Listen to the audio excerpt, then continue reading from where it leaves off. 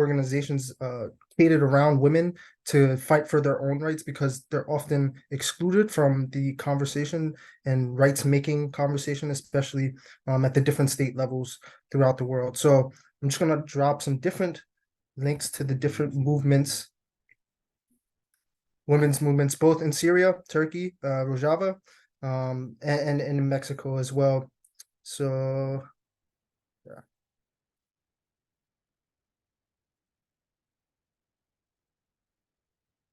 Should I share my screen and start the video? Yeah, it's the video. I can share it as well if you want. Whatever you want. Okay, yeah. It's the 47 minutes video, right? Yeah, okay. Yeah. Okay, I'll just share it right now. Thank you. Okay. You will tell me. Oh, wait. You will tell me if you can listen. Wait. Yeah, I can hear it. I just can't see it yet. There we go. Okay. Hi, Can everyone. you hear it? My name is Anna Rebrii, Yep. and thank you very much for having me at this very important event and for giving me an opportunity to share about two extremely interesting, extremely inspiring women's struggles in two different parts of the world. It's the women's struggle in northeast Syria and another struggle in Chiapas, Mexico, the Zapatista struggle. And I think there is just so much that we can learn from how women have been able to organize in these two movements and how they have been able to push for gender equality from within these two social movements. And I'll start with northeast Syria. I think it's more recent. Perhaps you have heard about it more recently. And I'm pretty sure that everyone listening right now has seen the images of armed Kurdish women defending themselves, defending their homeland in Syria against ISIS, against a very brutal force that was enslaving women and girls and massacring people. And that went viral, as it should have, right? That was such an important event to see women defending themselves against a genocidal, misogynist force. But what the mainstream media missed at that moment of time was that this was not a one moment in which women rose up spontaneously and started defending themselves. They were not just defending the land. They were not just defending themselves against a potential occupation by this genocidal force. That moment was part of a much longer struggle, and that was something that was lost in the mainstream media coverage of this fascinating Kurdish women.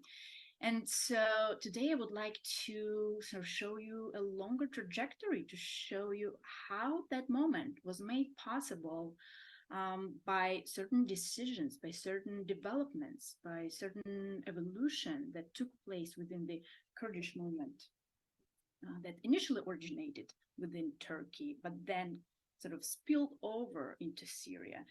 So, we have to start with basics. Of course, Kurds are one of the largest peoples in the world right now who do not have a state. And, that's one of the reasons why whenever I talk about the women's struggle in northeast Syria, I have to first start by explaining who the Kurds are, right? They don't have a state and they don't have recognition.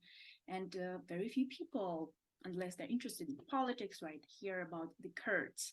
So the Kurds are an ethnic group that unfortunately was sort of left out of the post-World War I division of the Middle East by the imperialist powers, by Britain and France in particular, but also the United States. At the time, right, the new nation states were forming, but the Kurds did not get a nation state, even though they were one of the largest ethnic groups in the Middle East. And so what happened was that they got divided between four nation states, current nation states, which is Turkey, Syria, Iran, and Iraq. And because they ended up being a minority across all of the states, they have been oppressed and marginalized in all kinds of ways for decades now, massacred at times, right? And they found themselves as Kurds, as a minority in nation states that were dominated by other ethnic groups, right? So in Turkey, they found themselves facing Turkish nationalism, right? The Turkish state denied even the very existence of Kurds. They claimed that the Kurds were just mountain Turks, right? They were not an ethnicity in themselves. And very similar types of oppression these people experienced in other nation states where they found themselves as minorities, right? They were not able to speak their mother tongue, Kurdish language. They were not able, they would be criminalized for, still now, right? They criminalized for celebrating their traditional holidays. They're not allowed to engage in politics, etc., etc. But of course, they resisted, right? So from the very beginning, they resisted. And the Kurdish women who took up arms in northwest Syria and started fighting ISIS, they are part of the Kurdish liberation movement, right? They are sort of a product of the Kurdish liberation movement that began within Turkey, right? In Kurdistan, that's colonized by Turkey in 1970s, 1980s. That was the period of anti-colonial struggles, of course. And so the Kurdish people inside Turkey decided, to follow the example of what was happening. Just think about Algeria, right? Think about Vietnam, think about all the armed struggles, right? Who found that the only way to liberate themselves from colonialism was through armed means. So in Turkey, some Kurdish students came together and decided to start an armed struggle to liberate Kurdistan, right? To stop colonial oppression. And they formed a guerrilla group, again, very much in the spirit of the anti-colonial struggles of the time, sort of shaped by Marxist, Leninist ideology. And it was not just an anti-colonial struggle, it was also an anti-capitalist struggle, right, that they were pursuing. But what's interesting for us, right, so what's interesting in terms of women's perspective is the fact that like the anti-colonial struggles of the time, but also the armed struggles of the time, right? More broadly, you can think about Latin America as well. They all were recruiting women. Like most of them were recruiting women as militants, as fighters, to enhance the fighting force, to enhance the support base for those struggles. And for women, those were largely patriarchal communities, right? So it was sort of a break for women. It was an opening. Those struggles presented an opening for women to take on the roles that they otherwise didn't have access to, right? So they were able to enter the public, the political, the military sphere that was traditionally thought as men-only sphere. So it was an opening. But what we, looking historically at different armed struggles, of the 60s, 70s, in particular, what happened to those women, right? Once the armed struggles that reached some sort of conclusion, we can think about the case of Algeria in particular, right? Once the struggle sort of achieved the end of colonialism, once the Algerians came to power themselves, what happened to those women who were an essential part of the struggle? They were pushed back, right? They were pushed outside the public sphere. They were sort of sent back home, back to the kitchens, right, where their place traditionally was. So patriarchal codes, patriarchal norms were reasserted, often with vengeance, right? Despite these women's very active participation, despite their breaking away, violating traditional norms during the struggle itself. And so what we have with the Kurdish struggle in 1980s within Turkey, right, they also started recruiting women, again, for pragmatic reasons. Women's liberation was also part of the ideology, as it was, in other struggles, but it was seen as sort of a secondary struggle, right? The main struggle was against colonialism, against capitalism, and then once those goals are achieved, then we can liberate women, right? Then women can be free. So it was, there's little emphasis on really integrating women's liberation, put it at the center of the struggle. But women were part of it, right? Women were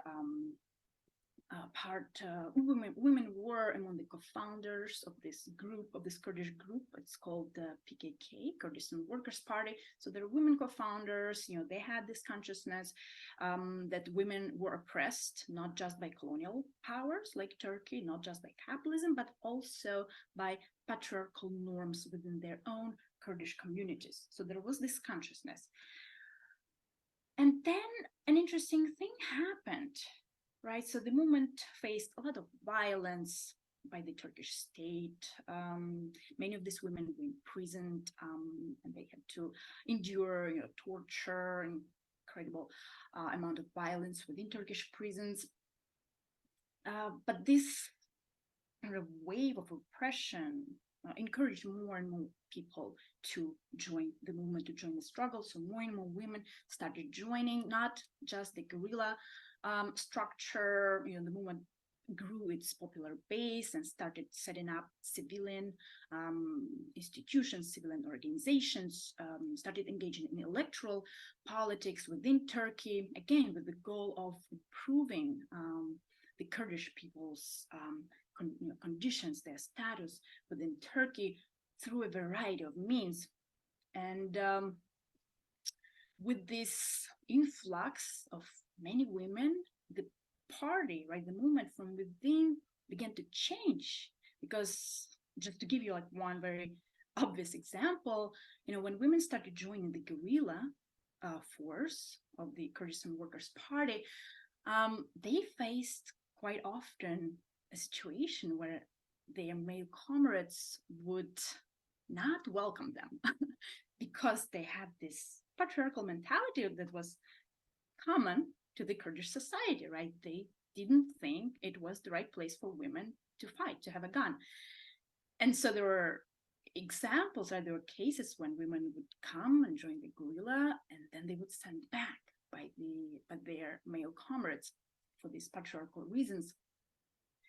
And so the women, who wanted to join the struggle, who saw this as their struggle as well, they had to struggle from within the movement to expand the space, right? That was given to them initially for pragmatic reasons, but it was not enough, right? The patriarchal mentality, patriarchal views on women's role still persisted within the movement, despite its sort of liberatory, emancipatory ideas in all other regards.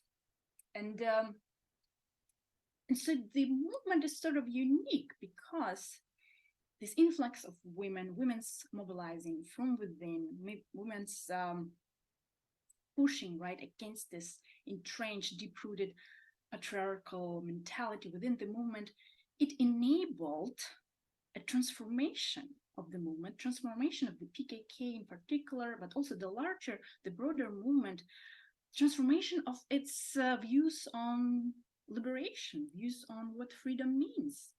And so in the 90s, like starting already in the late 80s, but more significantly throughout the 90s, the PKK leadership and the PKK membership, they were rethinking the emancipatory paradigm that they had from the beginning. As I mentioned, it was sort of this typical anti-colonial liberation struggle against colonialism, against capitalism. And they started expanding the horizon of liberation, right? They realized, as you can see from the writings that emerged in that decade, they realized that it's actually central to any liberation to make sure that women, right, to make sure that marginalized sectors of the communities, right, that support the movement, that they also gain freedom, right? So one of the main products of this transformation of the paradigm was the conclusion that we can't liberate anyone unless women are liberated, right? So we need to work towards women's liberation within our movement, in parallel to working towards ending different structures of oppression that are external to the movement. That also meant, or at least that was the another conclusion that the movement came to through this analysis, that women had to liberate themselves, right? That women had to have the right and opportunity to organize themselves from within the movement, right? To fight against patriarchy within the movement, just as they're fighting colonialism and other external forces of oppression. And that's how the PKK, the Kurdistan Workers' Party, ended up setting up its first women-only military structure. It ended up setting up its first women-only party, right? That was sort of parallel to this mixed-gender party that the PKK was. And those sort of pioneer structures that were set up within the PKK, based on their rethinking of their emancipatory paradigm, they also spilled over to the civilian part of the Kurdish movement. So within Turkey, right, you had parties, right, Kurdish parties that would participate in electoral politics on the municipal, on the national level. They also started setting up these structures, autonomous women's structures within the movement, to allow women to fight patriarchy from within. And so, right, so this is happening in the 90s, in the 2000s, and they come up with this very original ideas, right, how to do this in practice. And then it spills over, as I said, to Syria in 2011, right? 2011, as I said, Syria is one of the 4 nation states where Kurds ended up being a minority as part of the post-World War I division of the Middle East by the imperial powers. And again, oppressed, not dispossessed of cultural, economic, political rights for decades. But what happens in 2011, it's the moment of the so-called Arab Spring, Arab uprising across the region. You know, of course, we know it as sort of, it remained in our collective memory as the Arab uprising. But of course, it was not just Arabs who rose up. For the Kurds of Syria, it was also an important window of opportunity. And of course, we know the tragic fate. I mean, some of you must know the tragic fate of the Arab uprising in Syria that was crushed so brutally by the Assad regime throughout, that led to a civil war, which of course Assad seems to be emerging as the winner of, because he was able to oppress the Syrian opposition forces. But what it meant for Kurds in 2011, so the Assad regime had to fight across the country against the Syrian opposition that was becoming more and more militarized. Partially that was a result of the Assad regime's tactics, to suppress the movement, right? The regime wanted it to become militarized, to sort of alienate the broader base of support. But in any case, the Assad regime, the Syrian government, had to fight these forces. And so they ended up withdrawing from northeast of the country, northeast of Syria, where Kurds constitute the majority of the population. the Assad regime withdrew its military forces largely, and the Kurds saw it as an opportunity to the Kurdish movement in particular, right? So the movement was organizing there underground before then, it was criminalized on and off. But this was an opportunity for them to start implementing their new emancipatory paradigm that came out of Turkey, out of the PKK, the Kurdistan Workers' Party. It was an opportunity to start implementing this paradigm, this revolutionary philosophy in practice, right? Because the state just left. And I mentioned that this philosophy included, right, put women's liberation at the very center of the struggle, but there were other changes, other transformations that the initial paradigm went through. And an important thing was that the movement recognized, kind of looking at the experience of anti-colonial struggles of the 60s and 70s and sort of where they ended up, right, once the colonial powers were out and once the revolutionary movements took power.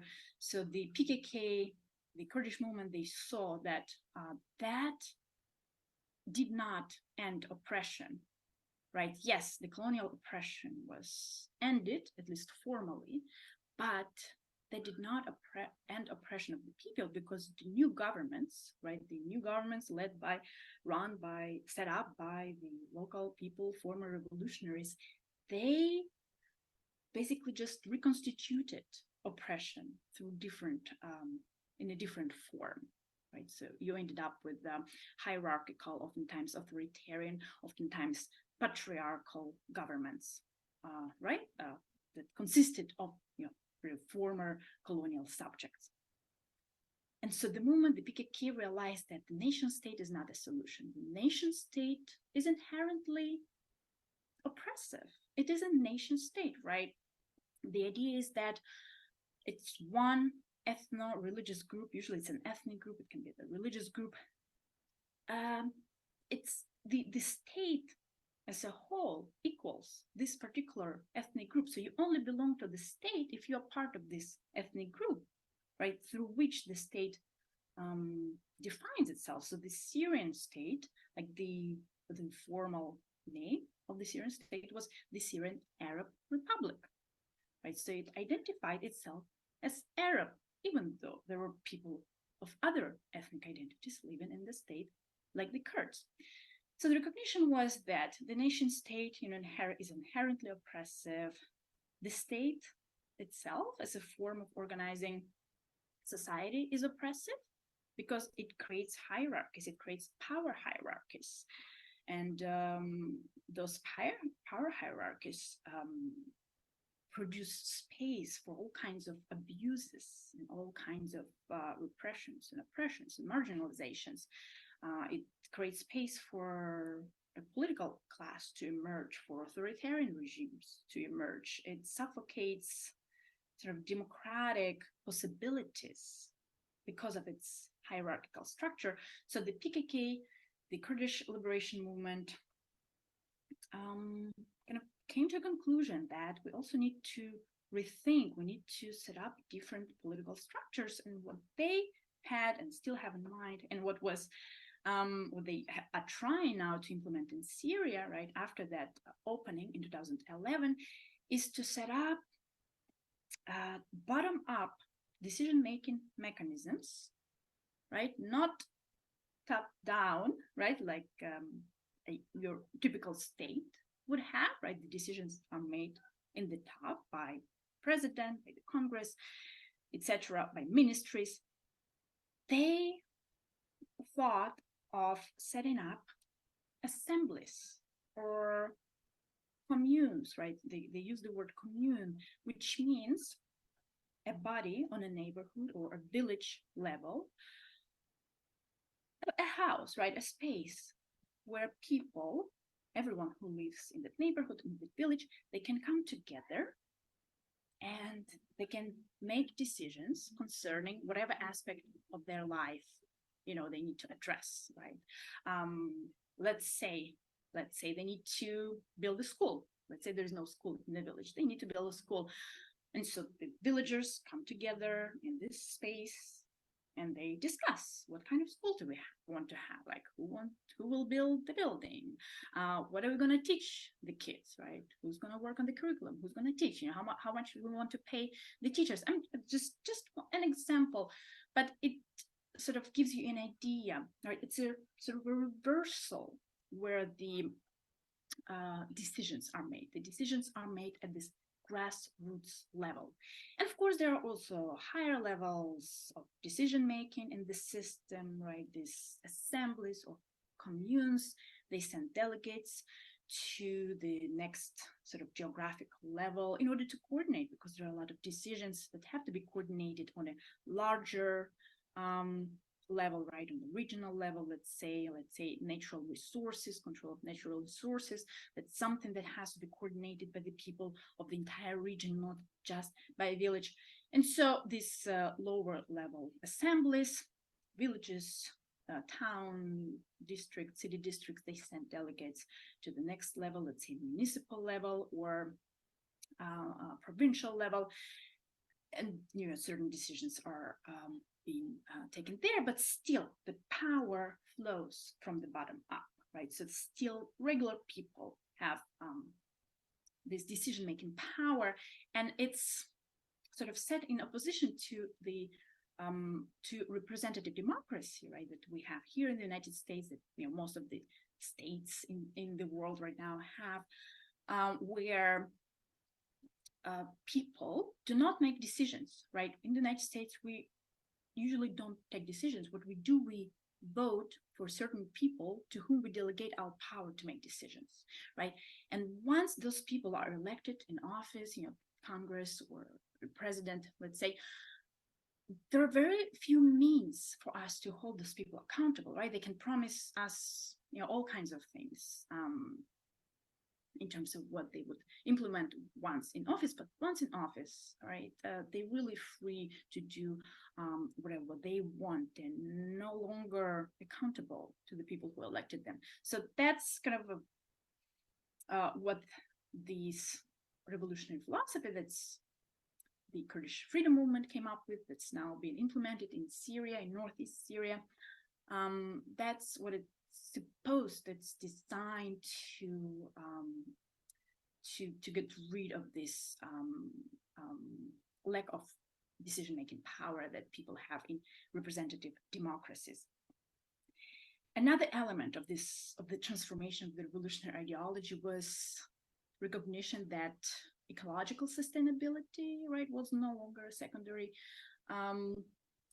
concern, right? So building a democratic, building an inclusive society also means building an ecological sustainable society. And that's also something that they're now trying to do in northeast Syria, right?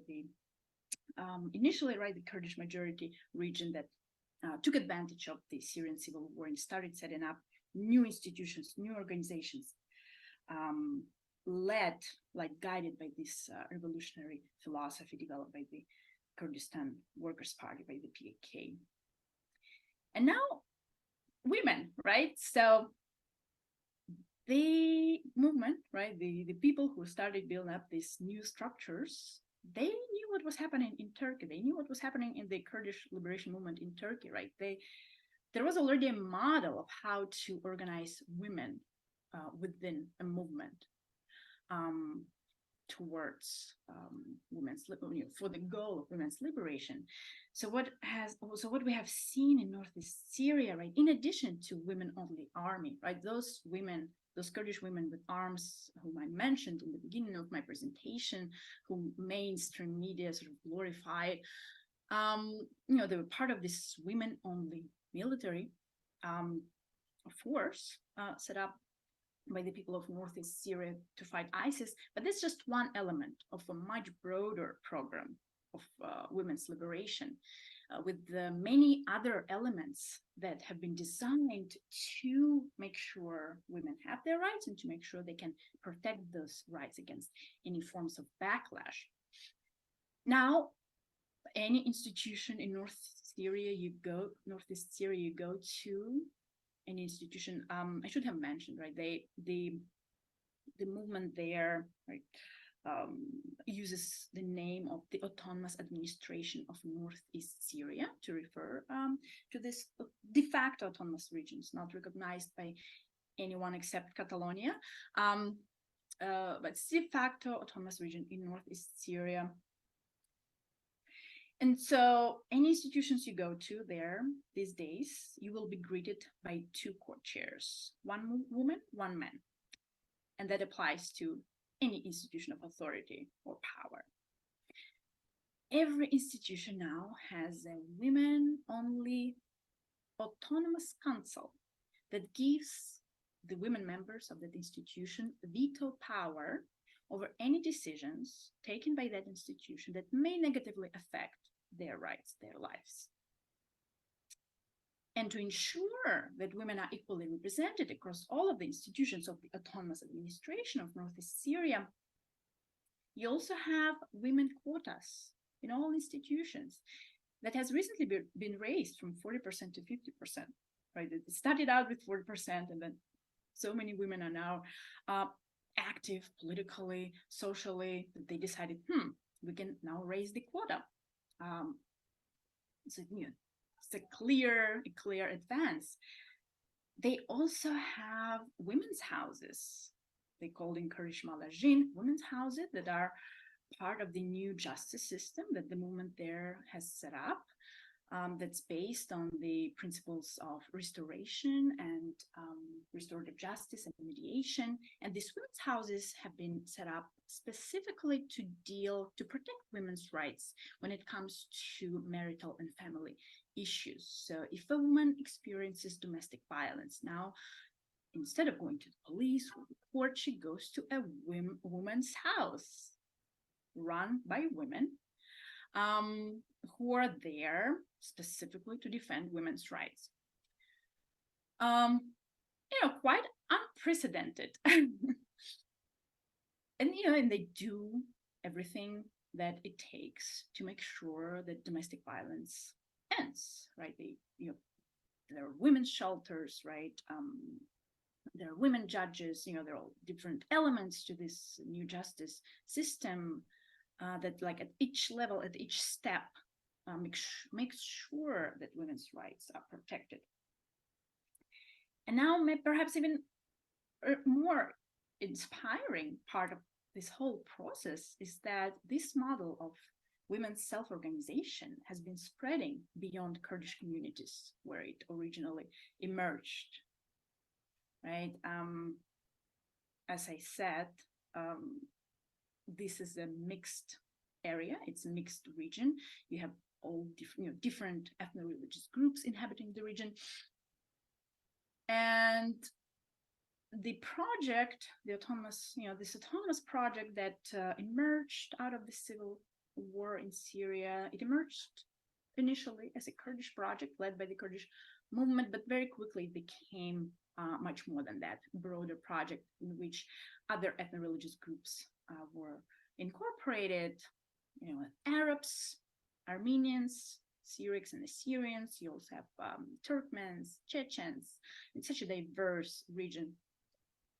And what you now see in terms of women's organizing is that the ideas and practices that were pioneered by the Kurdish women initially, they're now spilling over to other communities of Northeast Syria, the communities that I mentioned. So when I was there last year and earlier this year, I did not just talk to Kurdish women who have been fighting for their rights. I've also met Arab women. I visited Raqqa, for example. Raqqa was the de facto capital of the Islamic State until the city was liberated in 2018. And that's one of the cities where women and girls were traded as sex slaves on the same city streets that I visited. So ISIS violence was exceptionally brutal. Women's situation was not easy even before that. Again, you have just general idea. This is quite a conservative part of the world. Women traditionally don't have access to education. Child marriage is quite common, right? The women who I talked to in Raqqa, right, they told me that they were married off before even finishing primary school, and that's like a good case scenario, right? Many women don't go to school at all, right? Their only life path is serving their husband and giving birth to children. And now things have changed. Raqqa was liberated, as I said, in 2018, and these Arab women with whom I talked to, they were part of the women's umbrella organization that operates across Arab majority regions that constitute part of the autonomous administration. The umbrella organization is called Zanubia, and they told me, look, we suffered enough under ISIS, but then when Raqqa was liberated, we told ourselves, if Kurdish women are able to organize themselves, to liberate themselves in the north of the country, we as Arab women can do this here too. And they started organizing. They set up this women-only umbrella organization. They're doing many other things to defend their rights, kind of using a similar model, but of course modifying it to like specific cultural, traditional, historical circumstances. I've also talked to Armenian women, I've talked to Syriac women, and all of them have seen this revolution, as the developments in the region are often referred to. They've seen the autonomous administration as an opportunity to organize themselves as women and to fight patriarchy within their own communities. And very quickly, perhaps, this all sounds very exotic, very unique, very unprecedented, and actually it's not that unique, right? I'm also studying the Zapatista movement in Chiapas, in Mexico, that sort of entered the global imagination in 1994 with an armed uprising.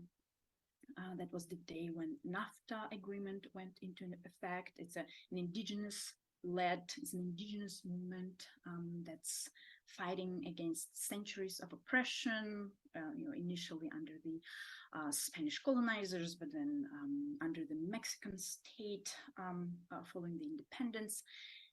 And the Zapatista movement has sort of a similar trajectory when it comes to women's organizing within the movement, right? They also started out in the 80s recruiting women for pragmatic reasons. They also had ideas, that they're building a society that's inclusive and equal for all, including women.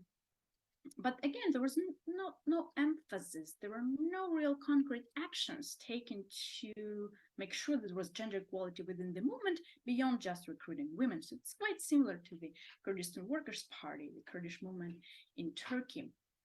And then again, in a very similar way, the Zapatista women who started joining the struggle in the 80s and then participated in the armed uprising in 1994, they started pushing against patriarchy within the movement. So they were not just fighting, right, or not just opposing the Mexican government, the global sort of neoliberal system, right? They timed their uprising, to take place on the day when NAFTA went into effect, because they knew all the negative consequences that it would have for indigenous people, for peasants of Mexico. And so they were not just fighting those external factors and forces that were destroying their lives. They were fighting against their male colleagues within their own movement who, had a very kind of narrow view of what woman can do with her life, right? And they also, like the Kurdish women, now we're seeing women from other ethno-religious groups in Syria, they have been successful in pushing from within, transforming the movement from within to expand organizing space from within, but also to achieve gender equality within the movement, right? I mean,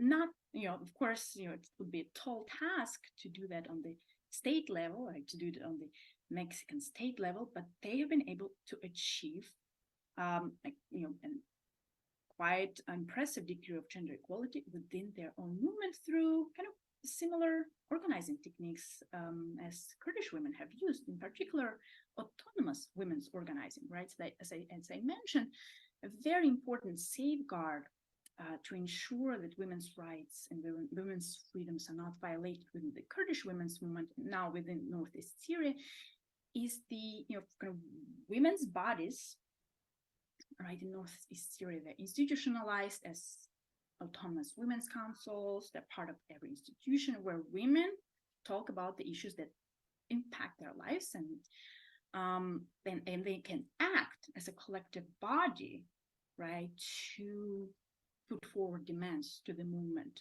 right, when it concerns women's rights in particular. And so in the Zapatista movement too, you can see all these various women's autonomous spaces where women can come together, discuss their grievances, discuss their concerns, discuss tactics and strategies, discuss the way forward, right, emphasize with each other, where they can build collective power, right. And in the Zapatista territories, it often takes form of collectives, economic collectives. So let's say women run a garden, or women run a chicken co-op, and it serves, it helps them to achieve economic independence from men, which very important advance compared to their situation, the traditional situation in the society. But it also gives them space to come together and build collective power. And so, again, very inspiring, a lot to learn. I like to emphasize, right, if we here in the United States had these similar safeguards, let's say a women's autonomous council, right? Let's say there would be a women's autonomous council in Congress, or let's say we had a co-chair system, right? One woman, one man as co-chairs. Would we be seeing this very successful backlash against abortion rights happening right now in the United States, right? So there are just no mechanisms, real mechanisms that ensure women's participation, that ensure that women's rights are not just a formality, but an actual life experience. And that's why I think there's so much to learn from the Zapatistas in Northeast Syria. I would like to finish my presentation by just talking very briefly about kind of what sorts of violence these women continue to face. And as I mentioned, right, these two movements, they have been fighting or struggling on different fronts, right? And one front is internal front, right? The women struggling for women's rights within the movement, but also there's also struggle for greater democracy within the movement. But there's also a struggle against external forces. And I think, if we want to talk about violence against women, we need to sort of expand how we conceptualize it, right? So there have been articles and books written about the Kurdish freedom movement, about the Zapatistas, sort of criticizing for lack of advances, so sort of some persisting, and indeed there are some patriarchal practices have persisted within those two movements. But really, what we should be focusing on in terms of violence that these women continue to face is the external violence. So let's talk about Northeast Syria. In Northeast Syria, Northeast Syria has been in an ongoing war, right? They defeated ISIS. ISIS lost its territory. It's still active, but it's no longer this threatening force. But the region has been under war waged by Turkey, right? Turkey, as one of the nation states that colonized Kurds historically, it has been trying to annihilate this region, this autonomous region, to destroy the autonomy that the Kurds, together with other ethno-religious groups, have been able to gain in Northeast Syria. Turkey also has geopolitical interests. It wants to expand its influence in a neo-Ottoman fashion. And we don't hear about that much in the news, but Turkey has been cutting water flow, downstream water flow of Euphrates into northeast Syria, depriving millions of people of access to water. It has imposed an economic embargo on the region, making it difficult for the autonomous administration to even bring in very basic necessities. It has been bombarding, well, it has invaded the region twice over the last few years, in 2018, 2019, and has been occupying the parts that it has invaded and installed a rule equal to ISIS in those areas, especially brutal towards women. It has been bombarding the territory that the autonomous administration controls on a daily basis. It has been carrying out drone assassinations of the autonomous administration's political and military leaders, especially targeting women who were driving the women's revolution in the region. Most recently, it has carried out a 5-day long aerial bombardment campaign in October this year, wiping out intentionally almost half of the region's power, water, oil infrastructure, oil facilities. Trying to, the goal is to basically eliminate the autonomous administration's capacity to provide for the people, to force people to flee, to diminish the popular support for this autonomous project, for this revolution, as the people on the ground call it.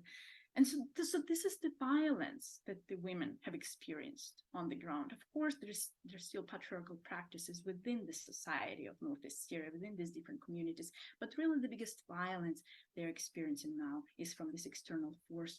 Turkey, that's a NATO member, has been supported by the United States, right? I'm speaking out, right now in the United States, I'm a citizen. I pay my taxes. So the United States has been sponsoring this violence against women and the communities in general in Northeast Syria.